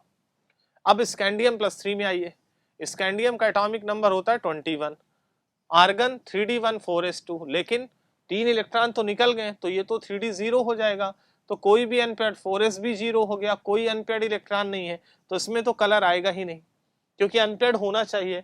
तीसरा ऑप्शन है Zn+2, Zn का एटॉमिक नंबर 30 होता है, वैसे कॉन्फ़िगरेशन होता आर्गन 3d10 4s2, लेकिन 2 इलेक्ट्रॉन निकल गया तो 3d10, तो यहाँ पर भी कोई अनपेयर्ड इलेक्ट्रॉन नहीं होंगे क्योंकि यहाँ 5 ऑर्बिटल है और 10 इलेक्ट्रॉन है और सभी इलेक्ट्रॉन यहाँ पर पेयर है। तो 5, ये 6, 7, 8, 9, 10, तो यहाँ भी n बराबर 0, तो इसमें भी कलर नहीं होगा। टाइटेनियम +4, टाइटेनियम का एटॉमिक नंबर 22 होता है, तो कॉन्फ़िगरेशन होता है आर्गन 3d2 4s2, लेकिन +4 का मतलब 4 इलेक्ट्रॉन निकल गए तो 3d0 4s0, इसमें भी कोई अनपेयर्ड इलेक्ट्रॉन नहीं है। तो एक में ही अनपेयर्ड इलेक्ट्रॉन आपको दिख रहा है और वो है निकिल। तो बेसिकली ये तीनों का तो कोई कलर होगा ही नहीं, तो जो भी कलर होगा वो निकिल का होगा, इसलिए यहाँ पर ऑप्शन में जाएगा निकिल। और वैसे Ni+2 जो है वो ग्रीन कलर का होता है, हरे रंग का होता है, तो आपका आंसर आ जाएगा। फिर आपको मैं अगले क्वेश्चन पे ले चलता हूँ। अगला क्वेश्चन आपसे क्या कह रहा है? अगला क्वेश्चन ये कह रहा है कि कंसीडर द फॉलोइंग स्टेटमेंट। ये कुछ स्टेटमेंट दिए, इसको आपको कंसीडर करके आपको आंसर देना है।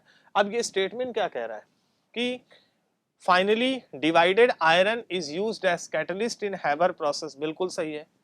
हैबर प्रोसेस में अमोनिया के निर्माण के लिए आयरन को प्रेरक के रूप में यूज किया जाता है, आयरन को एज अ कैटलिस्ट यूज किया जाता है। पहला ऑप्शन सही है। दूसरा, bronze is an alloy of copper and zinc. ये गलत है।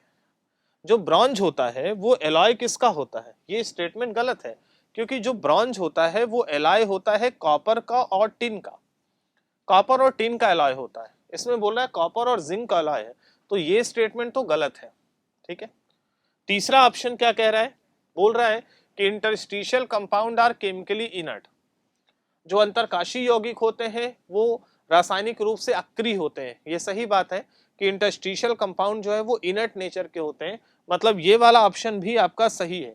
तो यहाँ पर पहला ऑप्शन सही है, तीसरा सही है, लेकिन दूसरा ऑप्शन गलत है। तो ए और सी सही है, और ए और सी का ऑप्शन कौन सा है? थर्ड वाला, यानी कि इसका जो आंसर होगा वो थर्ड होगा। ए और सी इसका करेक्ट ऑप्शन है। फिर अगले क्वेश्चन पे ले जाते हैं इनऑर्गेनिक केमिस्ट्री के। ये क्वेश्चन कौन सा है? Correct order of ionic radio of given ion. Ionic radius का ऑर्डर बताना है, और इसमें आपको पता है कि जो F, ये बेसिकली अगर आप देखिए तो ये F ब्लॉक के एलिमेंट है, और ये जो एलिमेंट है वो 4F ब्लॉक के है। 4F ब्लॉक के एलिमेंट है और वो +3 स्टेट में, M+3। तो M+3 में स्टार्ट होता है सीरियम, सीरियम +3 से लेकर ल्यूटेटियम तक। ये सीरियम का एटॉमिक नंबर होता है 58 और इसका होता है 71। और सीरियम से ल्यूटेटियम तक जो साइज है वो डिक्रीज करता है, साइज लगातार घटता जाता है। तो आपको करेक्ट ऑर्डर ऑफ साइज पूछ रहा है, तो पीएम है, टीबी है और ईआर है, इसमें आपको साइज का करेक्ट ऑर्डर बताना है। और एटॉमिक नंबर आपको दे ही दिया है बेटा, तो देखिए पीएम पहले आएगा क्योंकि इसका एटॉमिक नंबर 61 है। तो यहां से देखिए, तो यहाँ पे क्या होगा कि एटॉमिक नंबर 61 है, तो पीएम जो है वो सबसे पहले आएगा। ठीक है। और लेफ्ट से राइट जाने पे साइज डिक्रीज करता है, तो पीएम का साइज तो सबसे बड़ा होगा। फिर उसके बाद टीबी आएगा, टीबी के बाद फिर ईआर आएगा, मतलब करेक्ट जो साइज का ऑर्डर है वो यही होगा। पीएम सबसे बड़ा होगा और ईआर सबसे छोटा होगा। तो पीएम आएगा, फिर टीबी आएगा, फिर ईआर आएगा, मतलब करेक्ट आंसर आपका सेकंड होगा। तो ये सेकंड। और वैसे भी एफ ब्लॉक में चाहे 4F हो या 5F हो, लेफ्ट से राइट जाने पर सीरियम से लेकर ल्यूटेटियम तक साइज डिक्रीज करता है। साइज उतना ज्यादा डिक्रीज नहीं करता, लेकिन डिक्रीज करता है। तो इसका आंसर ये होगा। फिर उसके बाद अगले क्वेश्चन पे ले चलते हैं। क्वेश्चन ये कह रहा है कि which among the following is an outer orbital complex. Outer orbital complex मतलब यहाँ पर बाह्य कक्षक संकुल। तो आउटर ऑर्बिटल कॉम्प्लेक्स का मतलब है कि जो डी ऑर्बिटल होना चाहिए वो आउटर शेल का होना चाहिए। अगर डी ऑर्बिटल n-1 शेल का है तो इनर ऑर्बिटल होता है, और डी आउटर का है, बाहरी का शेल का है, तो फिर वो आउटर ऑर्बिटल कॉम्प्लेक्स होगा। तब आपको यहाँ पे चेक करना पड़ेगा कि कौन आउटर ऑर्बिटल कॉम्प्लेक्स है, वो लिगैंड के हिसाब से डिसाइड होता है। अब जैसे पहला ऑप्शन देखिए, जो फर्स्ट ऑप्शन है उस फर्स्ट ऑप्शन में ये है CO NH3 का होल 6, और इस पर चार्ज कितना है +3 का, तो ओवरऑल चार्ज इस पर +3 का आ रहा है, और अमोनिया स्ट्रॉन्ग फील्ड लिगैंड है। अब यहां से देखिए कोबाल्ट का एटॉमिक नंबर, कोबाल्ट पे चार्ज +3 का एटॉमिक नंबर 27, 3 इलेक्ट्रॉन निकल जाएंगे, ये होगा आर्गन, ये होगा 3d6, ये होगा 4s0, है ना, और ये आगे इसके 4p0। अब डी के पास यहाँ पर 5 ऑर्बिटल्स होते हैं। अब 5 ऑर्बिटल तो हैं, ठीक है, लेकिन लिगैंड कैसा स्ट्रॉन्ग फील्ड, तो इलेक्ट्रॉन को पेयर कर देगा। तो 2 2 4 2 6, तो अंदर के डी खाली हो जाएंगे, ये एस है और ये पी है, तो 2 डी एक एस और 3 पी पार्ट लेगा, तो ये तो D2sp3 होगा। डी अंदर का है, मतलब ये कॉम्प्लेक्स कैसा है, इनर ऑर्बिटल, तो ये तो इनर ऑर्बिटल कॉम्प्लेक्स होगा, मतलब ये ऑप्शन तो नहीं होगा क्योंकि ये इनर ऑर्बिटल कॉम्प्लेक्स होगा। फिर दूसरा ऑप्शन क्या रहा है, दूसरा है CO, COF6 और यहाँ से -3 है, यहाँ पे भी +3 का चार्ज आएगा। कॉन्फ़िगरेशन आप लिखोगे तो ये होगा आर्गन, और ये वाले में भी जाओगे तो ये कॉन्फ़िगरेशन 3D6 आएगा, ये 4s0 होगा और ये 4p होगा। लेकिन यहाँ पर जो F है वो वीक फील्ड लिगैंड है। हैलोजन कैसा लिगैंड होता है, वीक फील्ड लिगैंड, तो वीक फील्ड लिगैंड इलेक्ट्रॉन को पेयर नहीं करेगा। अब अगर ये इलेक्ट्रॉन को पेयर नहीं करेगा तो अब जरा देखिए, D के पास होते हैं टोटल 5 ऑर्बिटल, यहाँ पे इलेक्ट्रॉन 6 है, 1 2 3 4 5 और 6। अब ये S खाली है, यहाँ P भी खाली है, और इसके आगे जाओगे तो 4D आएगा, वो भी खाली है। अब लेकिन यहाँ अंदर वाला इलेक्ट्रॉन पेयर नहीं होगा क्योंकि लिगैंड वीक फील्ड है, तो फिर D बाहर का होगा, और अगर D बाहर का होगा 1s 3p और 2D, तो फिर ये हाइब्रिडाइजेशन sp3d2 होगा और ये कॉम्प्लेक्स आउटर ऑर्बिटल हो जाएगा। तो आपको आंसर तो यहीं पे मिल गया कि आउटर ऑर्बिटल कॉम्प्लेक्स होगा, यानी कि इसका जो करेक्ट आंसर होगा वो कौन सा होगा। अगर आप देखें तो पूछ क्या रहा है कि कौन सा कॉम्प्लेक्स जो है आउटर ऑर्बिटल है, तो वो होगा COF6, है ना। अच्छा, ये भी नहीं होगा क्योंकि EN एथिलीन डाइएमीन में नाइट्रोजन डोनर है, तो ये भी कैसा लिगैंड है, स्ट्रॉन्ग फील्ड लिगैंड, तो ये इलेक्ट्रॉन को पेयर कर देगा। और यहाँ पर ऑक्सिलेट आयन, ये चिलेशन की वजह से स्ट्रॉन्ग फील्ड की तरह वैसे तो होता है वीक, लेकिन चिलेशन के लिए स्ट्रॉन्ग फील्ड हो जाता है, चिलेटिंग लिगैंड है, और इसलिए ये भी पेयर कर देगा। तो ऑप्शन आपका सेकंड जाएगा जिसमें डी बाहर का इन्वॉल्व होगा। फिर आपको अगले क्वेश्चन पे ले चलते हैं। जो अगला क्वेश्चन है कि question number 67, correct order of metal carbon bond string for the given complex. तो क्या होगा कि यहाँ पे मेटल और कार्बोनिल के बीच में इस तरह का सवाल सिनर्जिक बॉन्डिंग से जुड़ा हुआ है। सिनर्जिक बॉन्डिंग में आपने देखा था कि एक मेटल होता है और ये CO होता है, ये इसको पेयर डोनेट भी करता है और इससे एक्सेप्ट भी करता है, तो सिग्मा भी बनता है और पाई भी बनता है। इस तरह के बॉन्ड को सिनर्जिक बॉन्ड कहा जाता है। ये जो बॉन्ड होता है वो सिनर्जिक बॉन्ड कहलाता है ना, सिनर्जिक बॉन्ड।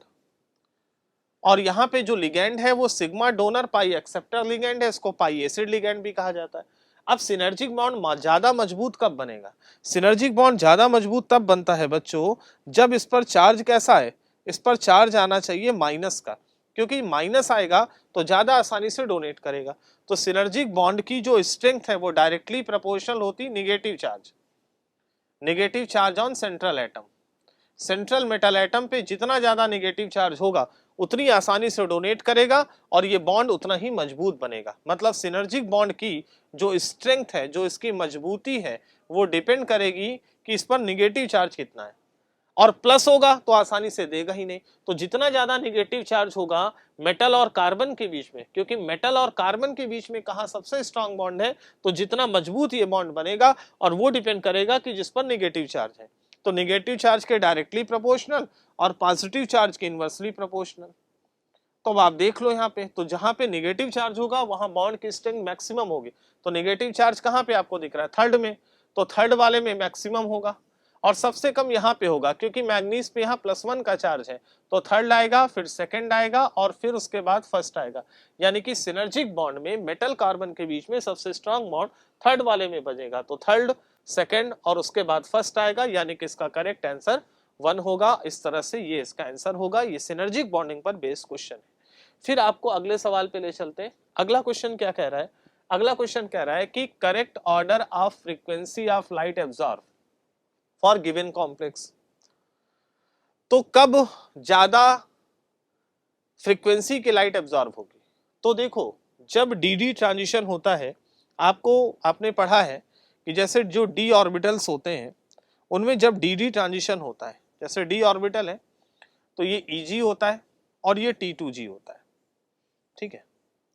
अब इलेक्ट्रॉन T2G से Eg में जाता है, डी ट्रांजिशन होता है, तो यहाँ पे जो एनर्जी का डिफरेंस होता है उसको CFAC कहते हैं, crystal field splitting energy, CFAC, जिसको डेल्टा से रिप्रेजेंट करते हैं। अच्छा, डेल्टा ये एक एनर्जी एब्जॉर्ब होती है, ये जो एनर्जी एब्जॉर्ब होती है वो h न्यू के फॉर्म में है ना, तो CFAC जितना ज्यादा होगा फ्रीक्वेंसी उतनी ज्यादा होगी, यानी कि जो फ्रीक्वेंसी है वो CFAC पे डिपेंड करेगी, क्योंकि जितनी ज्यादा एनर्जी का गैप होगा उतनी एनर्जी लेकर जाएगा, और फ्रीक्वेंसी उतनी ज्यादा होगी, वेवलेंथ उतनी कम होगी, यानी कि जितना ज्यादा CFAC न्यू उतना ज्यादा। अब स्ट्रॉन्ग फील्ड लिगैंड अगर हुआ तो CFAC ज्यादा होगी, स्ट्रॉन्ग फील्ड लिगैंड होगा तो CFAC ज्यादा, वीक फील्ड लिगैंड होगा तो CFAC कम होगा, और जितना ज्यादा CFAC फ्रीक्वेंसी उतनी ज्यादा होगी। तो चारों में तुम्हें लिगैंड की स्ट्रेंथ देखनी है। अब लिगैंड की स्ट्रेंथ में आ जाओ तो साइनाइड सबसे स्ट्रॉन्ग फील्ड लिगैंड होता है, क्योंकि स्ट्रॉन्ग फील्ड लिगैंड भी है और सिनर्जिक बॉन्ड बनाता है। ये सिग्मा डोनर पाई एक्सेप्टर लिगैंड है, तो दोनों की वजह से सबसे स्ट्रॉन्ग फील्ड लिगैंड तो साइनाइड होगा। तो पहले साइनाइड आएगा, फिर उसके बाद EN आएगा, एथिलीन डाइएमीन, और फिर आएगा वाटर, ये सबसे वीक फील्ड लिगैंड। यानी कि जहां पे CN होगा वहां फ्रीक्वेंसी मैक्सिमम होगी, और जहां पे वाटर होगा वहां फ्रीक्वेंसी मिनिमम होगी। तब आपको देख लो, तो इसका मतलब है सबसे ज्यादा फ्रीक्वेंसी की लाइट यहाँ पे ऑब्जर्व होगी सेकंड वाले में, फिर थर्ड वाले में, फिर फर्स्ट वाले में, यानी कि इसका पहला जो सही ऑप्शन होगा वो सेकंड, थर्ड और फर्स्ट आएगा, यानी कि ये वाला ऑप्शन होगा, यानी कि इसका पहला करेक्ट आंसर होगा। समझ में आ गया बच्चों? फिर मैं आपको आगे ले चलता हूं अगले क्वेश्चन पे। अगला क्वेश्चन क्या कह रहा है, बोल रहा है कि correct order of ligand field strength according to spectrochemical series. तो बच्चों स्पेक्ट्रोकेमिकल सीरीज में आपने लिगैंड की स्ट्रेंथ का ऑर्डर पढ़ा है, NCERT में भी वो ऑर्डर दिया है, और एक ट्रिक भी मैंने आपको बताई थी कि सबसे स्ट्रॉन्ग फील्ड लिगैंड होता है जिसमें डोनर एटम कार्बन होता है, कार्बन डोनर, फिर आता है नाइट्रोजन डोनर, फिर आता है ऑक्सीजन डोनर, और फिर होता है हेलोजन डोनर। ये एक जनरल ऑर्डर मैंने आपको बताया था, जिससे आप आसानी से समझ सकते हैं कि सबसे स्ट्रॉन्ग फील्ड लिगैंड वो होगा जिसमें डोनर एटम कार्बन होगा। ठीक है, तो कार्बन डोनर, फिर नाइट्रोजन डोनर, फिर ऑक्सीजन डोनर, फिर हेलोजन डोनर।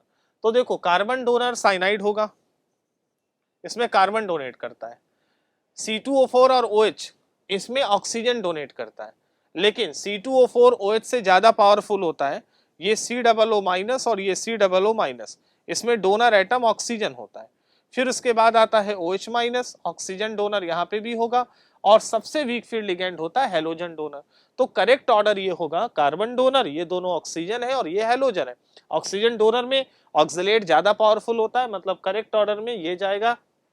तो उस हिसाब से जो करेक्ट आंसर होगा वो आपका सेकंड होगा, तो ये इसका बच्चों करेक्ट आंसर होगा। तो बच्चों अगले क्वेश्चन की तरफ चलते हैं, और अगला क्वेश्चन क्या है ध्यान से देखिए। तो बच्चों क्वेश्चन ये कह रहा है कि एक excess of silver nitrate is added to 50 ml of 0.5 molar tetraammine aqua chlorido cobalt third chloride, ये है कॉम्प्लेक्स। इसमें आप क्या मिला रहे हो, सिल्वर नाइट्रेट मिला रहे हो। तो ऐसा करने के बाद कितना सिल्वर क्लोराइड का प्रेसिपिटेट बनेगा, कितना सिल्वर क्लोराइड का अवक्षेप बनेगा, ये पूछ रहा है। तो सबसे पहला काम क्या होगा कि आप कॉम्प्लेक्स लिखो। कॉम्प्लेक्स क्या दिया है देखो ध्यान से, कॉम्प्लेक्स दिया tetraammine aqua chlorido cobalt third, इसका मतलब पूरा कॉम्प्लेक्स कैटायन है। कोबाल्ट होगा, टेट्राएमीन इसका मतलब 4 अमोनिया है, फिर बोल रहा है एक्वा इसका मतलब एक वाटर है, फिर बोल रहा है क्लोराइडो मतलब अंदर एक क्लोरीन है, और इसके साथ साथ कोबाल्ट थर्ड दिया हुआ है क्लोराइड। अब कोबाल्ट थर्ड दिया है तो यहाँ पे देखो 4 अमोनिया है, एक वाटर है, एक क्लोरीन अंदर है, और अगर कोबाल्ट पर +3 की ऑक्सीडेशन स्टेट है, इसका मतलब है कि 2 क्लोरीन बाहर होगा, तभी +3 आएगा, 2 माइनस ये 1 माइनस ये, क्योंकि ये दोनों तो न्यूट्रल हैं, तो इसका मतलब 2 Cl बाहर होगा। इसकी रिएक्शन आप करवा रहे हो सिल्वर नाइट्रेट से, तो कितना AgCl बनेगा ये सवाल पूछ रहा है। तो देखो AgCl बनेगा कौन सा, अगर आप इसका 1 मोल लेते हो और सिल्वर नाइट्रेट आपने एक्सेस में लिया तो Cl प्रेसिपिटेट वही बनाएगा जो बाहर होगा, और 2 Cl बाहर है तो यही आयोनाइज होगा, तो इसका 2 मोल बनेगा, यानी कि अगर इसका 1 मोल होगा तो उसका AgCl का 2 मोल का प्रेसिपिटेट बनेगा, क्योंकि 2 Cl बाहर है। अब सवाल के हिसाब से अगर देखें तो सवाल में दिया क्या है, बोल रहा है कि इसका जो मोलरिटी है वो 0.5 है, और इसका जो वैल्यूम है वो है 50 ml। 50 ml का मतलब 0.05 लीटर ये दिया है, तो यहां से इसके मोल्स निकाल लो। मोल्स होता है m इंटू वी, मोल्स होगा m इंटू वी, यानी कि यहां से मोलरिटी है 0.5 और वैल्यूम कितना है 0.05, ये आ जाएगा। आप इसको सॉल्व कर लो तो ये आएगा 0.025, ये आ जाएगा 0.025 मोल। इसका मतलब है कि सवाल के हिसाब से इसकी कितने मोल्स दिए हैं, 0.025 मोल दिए हैं। अब इसके 1 मोल से इसका 2 मोल बन रहा है, तो अगर इसका 0.025 मोल है तो इसके कितने मोल्स बनेंगे, इसका दुगना, क्योंकि 1 से 2 बन रहा है तो इसका दुगना बनेगा। और अगर दुगना बनेगा इसका मतलब है 2 से गुणा करो तो ये आएगा 0.05 मोल। इसका मतलब है सिल्वर क्लोराइड के 0.05 मोल बनेंगे, क्योंकि 1 से 2 बन रहा है तो 0.025 से 0.05 मोल बनेंगे। मतलब इसका जो करेक्ट आंसर जाना चाहिए वो 0.05 मोल होना चाहिए। कौन सा है 0.05 मोल? पहला ही ऑप्शन करेक्ट है। इसका मतलब है कि इसका पहला ऑप्शन करेक्ट होगा और ये सवाल का आंसर होगा। फिर अगले क्वेश्चन की तरफ ले चलते हैं।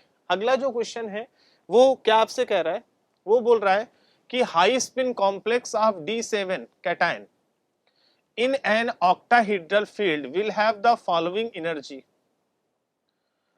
तो बोल रहा है कि इन ऑक्टाहेड्रल फील्ड P क्या है, इलेक्ट्रॉन को पेयर करने के लिए एनर्जी। बोल रहा है कि एक हाई स्पिन कॉम्प्लेक्स है, उच्च चक्रण वाला संकुल है, और उस उच्च चक्रण संकुल का कॉन्फ़िगरेशन है D7। अब अगर हाई स्पिन कॉम्प्लेक्स है और आपसे इसका टोटल CFSE पूछ रहा है क्या होगा। हाई स्पिन कॉम्प्लेक्स है, ऑक्टाहेड्रल कॉम्प्लेक्स के लिए सही ऑर्डर क्या होगा इनमें से पूछ रहा है। अब अगर हाई स्पिन कॉम्प्लेक्स है और D7 है तो आपको पता है कि ये EG है और ये T2G है, ठीक है, ये T2G कॉन्फ़िगरेशन है और ये EG है। अगर हाई स्पिन कॉम्प्लेक्स है इसका मतलब वीक फील्ड लिगेंड होगा और इलेक्ट्रॉन पेयर नहीं होंगे, क्योंकि हाई स्पिन है तो इसका मतलब 1 2 3 4 5, फिर ये 6, फिर ये 7, ये होगा। मतलब T2G में टोटल आएंगे कितने, टोटल आएंगे 5 इलेक्ट्रॉन और यहाँ होंगे 2। अच्छा, आपको एक और बात पता है कि पर इलेक्ट्रॉन इसकी एनर्जी बढ़ती है और इसकी एनर्जी घटती है। इसकी एनर्जी बढ़ती कितनी है ये आपको पता है, पर इलेक्ट्रॉन आपने देखा था ये ये प्लस 0.6 डेल्टा बढ़ती है और इसकी एनर्जी घटती है -0.4 डेल्टा, है ना। या इसी को आप क्या लिख सकते हैं, इसी को लिख सकते हैं टोटल 3/5 डेल्टा और इसको लिख सकते हैं -2/5 डेल्टा। ये पर इलेक्ट्रॉन इसकी एनर्जी इतनी बढ़ती है और इतनी घटती है। तो नेट एनर्जी अगर आपको निकालना है नेट, तो ये हो जाएगा number of electron in T2G orbital, number of electron in T2G orbital into पर इलेक्ट्रॉन इतनी एनर्जी घटती है तो ये -2/5 डेल्टा आएगा। ये तो इसका हो गया। फिर आप निकालेंगे number of electron in EG orbital और इसकी एनर्जी बढ़ती कितनी है 3/5 डेल्टा से, प्लस यहां पर क्या होगा 2 इलेक्ट्रॉन पेयर हो रहे हैं तो +2 into mean pairing energy 2p भी आएगा। इन सारी चीजों को ऐड करेंगे तब जाके आंसर आएगा। तो यहां से आप इसको सॉल्व कर लीजिए, आपको आंसर पता चल जाएगा। ये number of electron in T2G orbital कितने हैं, 5 है, तो 5 इंटू -2/5 ये आ गया डेल्टा, प्लस यहां से नंबर ऑफ इलेक्ट्रॉन EG 2 था तो यहां से 2 इंटू 3/5 डेल्टा, प्लस यहां से क्या आएगा 2p आएगा। अब यहां से चेक करिए 5 से 5 कैंसिल हो जाएगा, यहां से ये बचेगा -2 डेल्टा और प्लस ये कितना हो जाएगा, अगर आप इसको सॉल्व करिए तो ये 6 हो जाएगा, तो यहां से आ जाएगा 6/5 डेल्टा प्लस यहां से आएगा 2p। अब इसको टोटल आप सॉल्व कर लीजिए, आपको आंसर मिल जाएगा। ये माइनस में ये प्लस में है तो आप देखो यहाँ से एलसीएम अगर आप 5 लेते हो तो 5 2 10 हो जाएगा, कुल मिला के ये -4/5 डेल्टा प्लस यहाँ से 2p बचेगा। ये नेट एनर्जी का चेंज आएगा, तो -4/5 डेल्टा प्लस 2p, तो -4/5 डेल्टा प्लस 2p यानी कि इसका करेक्ट आंसर सेकंड होगा। तो ये इसका करेक्ट सेकंड आंसर होगा और इस तरह से बच्चों हम इसको डिफाइन करेंगे। तो बच्चों अगले क्वेश्चन की तरफ चलते हैं और अगला जो क्वेश्चन है ध्यान से देखिए। तो अगला क्वेश्चन कह रहा है कि negative hydration enthalpy of which of the given ion is highest. Hydration enthalpy का मतलब है कि कोई भी आयन जब हाइड्रेट होता है वाटर के साथ जुड़ता है तो जो एनर्जी रिलीज होती है उसे हाइड्रेशन एंथैल्पी कहा जाता है। जो ट्रांजिशन मेटल्स होते हैं उनकी हाइड्रेशन एंथैल्पी काफ़ी ज़्यादा होती है क्योंकि उनका साइज़ छोटा होता है, इफेक्टिव न्यूक्लियर चार्ज ज़्यादा होता है। जैसे कोई भी अगर डाई वैलेंट ट्रांजिशन मेटल है और वाटर इसके साथ अगर कनेक्ट हो रहा है, तो वाटर अगर यहाँ पे कनेक्ट हो रहा है तो यहाँ पे ये माइनस है, तो ये इसके साथ हाइड्रेट होता है, एक एनर्जी रिलीज होती है जिसे हाइड्रेशन एनर्जी कहा जाता है। अब इस एनर्जी का आपको एक ट्रेंड मिल जाएगा टेबल 8.4 एनसीईआरटी में, आप देखना टेबल 8.4 है जहाँ पे आपको इसका ट्रेंड मिल जाएगा, है ना। डिफरेंट ट्रांजिशन मेटल की एंथैल्पी ऑफ हाइड्रेशन का एक ऑर्डर है, एक सीक्वेंस है। जितना छोटा साइज होता है हाइड्रेशन एंथैल्पी उतनी ज़्यादा होती है, जितना चार्ज होता है उतना ज़्यादा वाटर जुड़ता है, उतनी ज़्यादा एनर्जी रिलीज होती है। और एक ट्रेंड पूरा का पूरा टेबल में है, तो ये बड़ा इंपॉर्टेंट ट्रेंड है। अब जैसे यहाँ पर निकिल, कोबाल्ट, क्रोमियम और आयरन, अब अगर हम इसकी एक्सपेरिमेंटल बात करें तो जो एंथैल्पी ऑफ हाइड्रेशन है, जो निकिल है उसकी जो एंथैल्पी ऑफ हाइड्रेशन है वो -2121 किलो जूल पर मोल के आसपास होती है। इसी तरह से जो कोबाल्ट होता है, कोबाल्ट +2 की अगर बात करें तो उसका जो एंथैल्पी ऑफ हाइड्रेशन है वो 1925 किलो जूल पर मोल के आसपास होती है। इसी तरह से अगर हम क्रोमियम +2 की बात करें तो जो क्रोमियम +2 है उसका जो एंथैल्पी ऑफ हाइड्रेशन है वो -1998 किलो जूल के आसपास है। और इसी तरह से जो Fe+2 है, अगर उसके एंथैल्पी ऑफ हाइड्रेशन की बात करें तो वो -2079 किलो जूल के आसपास होती है। ये एंथैल्पी ऑफ हाइड्रेशन होती है, एक ट्रेंड है पूरा। अब इसमें साइज पे भी चीज़ें डिपेंड करती है, बहुत सारे फैक्टर्स हैं, लेकिन एंथैल्पी ऑफ हाइड्रेशन जो है इन चारों में देखिए तो जो मैक्सिमम है वो निकिल की है। और ये कई बार सवाल पूछा गया, इसलिए आपको याद रखना है कि निकिल की एंथैल्पी ऑफ हाइड्रेशन मैक्सिमम होती है, तो यहाँ -2121 किलो जूल यानी कि निकिल का है डायरेक्ट, क्योंकि इतना याद तो नहीं रख सकते, लेकिन निकिल का याद रखना कि मैक्सिमम एंथैल्पी ऑफ हाइड्रेशन होता है। फिर इसी तरह से अगर मैं आपको अगले क्वेश्चन की तरफ ले चलूँ तो जो अगला क्वेश्चन है वो क्या है, क्वेश्चन ये कह रहा है कि diamagnetic species among the following, इसमें कौन डायामैग्नेटिक होगा, सीरियम, एनडी, ईआर और एलयू। तो वैसे मैं आपको बताऊं इसका जो करेक्ट आंसर है वो एलयू जाएगा, क्योंकि डायामैग्नेटिक होने के लिए उसमें कोई भी अनपेयर्ड नहीं होना चाहिए। जो ल्यूटेटियम होता है उसका जो एटॉमिक नंबर होता है वो 71 होता है। नॉर्मली उसका जो कॉन्फ़िगरेशन होता है वो होता है ज़ीनॉन, ये होता है 4f14, फिर आता है 5d1 और फिर आता है 6s2। लेकिन अगर ये +3 स्टेट में जाएगा ल्यूटेटियम +3 में, तो 3 इलेक्ट्रॉन आप निकालोगे, 3 निकालोगे तो 2 यहाँ से और 1 यहाँ से निकलेगा, तो कॉन्फ़िगरेशन हो जाएगा ज़ीनॉन और ये हो जाएगा 4f14। सारे इलेक्ट्रॉन पेयर्ड हैं, यानी कि इस केस में जो अनपेयर्ड इलेक्ट्रॉन्स हैं वो 0 होंगे, और अनपेयर्ड इलेक्ट्रॉन अगर 0 है तो डायमैग्नेटिक होगा, यानी कि जो डायमैग्नेटिक है, जो प्रतिचुंबकी है वो ल्यूटेटियम है, बाकी सभी में अनपेयर्ड इलेक्ट्रॉन्स आएंगे, तो ये डायमैग्नेटिक नेचर का है क्योंकि कोई भी अनपेयर्ड इलेक्ट्रॉन नहीं होगा। फिर अगले क्वेश्चन की तरफ ले चलता हूँ। अगला क्वेश्चन आपसे क्या कह रहा है, अगला क्वेश्चन ये कह रहा है कि which among the following will show optical isomerism. अब इसमें ऑप्टिकल आइसोमेरिज्म कौन शो करेगा, तो देखो यहाँ पर कई सारे ऑप्शंस हैं। जैसे एक चीज तो आपको पता है कि अगर फार्मूला, ध्यान से देखना, अगर फार्मूला MA4B2 का फॉर्म है तो ऑप्टिकल नहीं शो करता, ज्योमेट्रिकल करेगा लेकिन ऑप्टिकल नहीं करेगा। ये वाला फार्मूला भी देखो तो MA4 और ये B2 के फॉर्म का है तो ये भी नहीं शो करेगा, ये दोनों नहीं करेंगे। अब आपके पास पहला और दूसरा ऑप्शन बचता है। पहले ऑप्शन में अगर आप देखो तो ये है क्रोमियम, अब अगर इसका सिस फॉर्म बनाओ तो दोनों Cl एक तरफ आएंगे, और यहाँ पर ऑक्सिलेट आयन है, ऑक्सिलेट बाइडेंटेट लिगैंड होता है, तो एक ऑक्सिलेट ये हुआ बाइडेंटेट है, एक ऑक्सिलेट ये हुआ, ये सिस फॉर्म है। और इसका जो ट्रांसफॉर्म बनेगा वो ये बनेगा क्रोमियम, आपने Cl को यहाँ लगा दिया, ये Cl है, ये Cl है, और रही बात यहाँ पर ये OX और ये ऑक्सिलेट है। अब यहाँ पर क्या होगा कि यहाँ पर सिमेट्री है, जो ट्रांस वाला फॉर्म है ये ट्रांस फॉर्म है और इसमें सिमेट्री है, और सिमेट्री होने क्योंकि इसको आप 2 इक्वल हाफ में डिवाइड कर सकते हैं, यहाँ पे सिमेट्री आएगी, और अगर सिमेट्री है तो ऑप्टिकल इनएक्टिव हो जाएगा, और इसमें सिमेट्री नहीं आएगी क्योंकि ये नॉन प्लेनर है, ये सिमेट्रिक नहीं है, और ये दोनों जब सिस पोजीशन पर होते हैं तो इसका प्लेन अलग है भाई। अगर ये एक्स एक्सिस पर है, ये वाई पर है, ये जेड पर होगा, ये वाली एक्सिस एक्स होगी, ये वाली वाई होगी, तो ये वाला प्लेन एक्स जेड प्लेन है और ये वाला जो प्लेन है वो वाई जेड प्लेन होगा। तो दोनों का प्लेन सेम नहीं है, इसलिए 2 इक्वल हाफ में ये डिवाइड नहीं हो पाएगा, तो ये नॉन प्लेनर है, सिमेट्री नहीं होगी, और इसलिए ये वाला फॉर्म जो है वो ऑप्टिकली एक्टिव होगा। तो अगर आपसे कहा जाए कि ऑप्टिकल एक्टिव फॉर्म कौन सा है, तो इसका सिस वाला होगा, ट्रांस वाला नहीं होगा, क्योंकि ट्रांस वाले में सिमेट्री आ जाएगी। इसलिए इसका करेक्ट आंसर है जो ऑप्टिकल आइसोमेरिज्म शो करेगा वो समकक्ष CrCl2 है। तो इस तरह से ये ऑप्टिकल आइसोमेरिज्म शो करेगा। फिर अगले सवाल पे चलते हैं। अगला क्वेश्चन आपसे क्या कह रहा है कि shape of NiCl4 and NiCN4। तो आपके पास यहाँ पे 2 कॉम्प्लेक्स है, इसमें एक कॉम्प्लेक्स कौन सा है, NiCl4।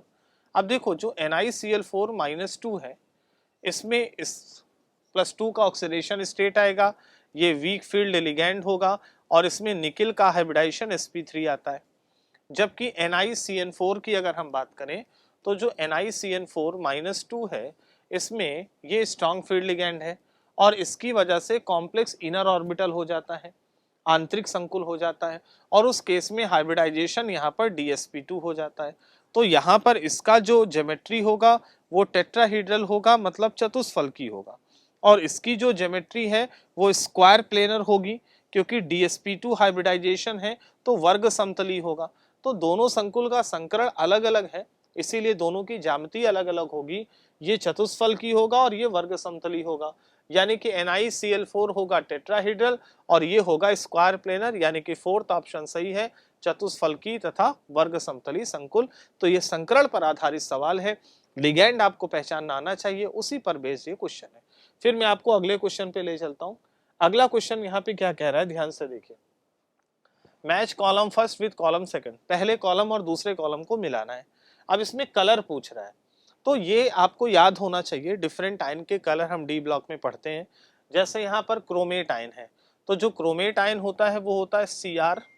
अगर हम क्रोमेट आयन की बात करें तो वो होता है CrO4-2, ये होता है क्रोमेट आयन, और क्रोमेट आयन का जो रंग है वो पीला होता है।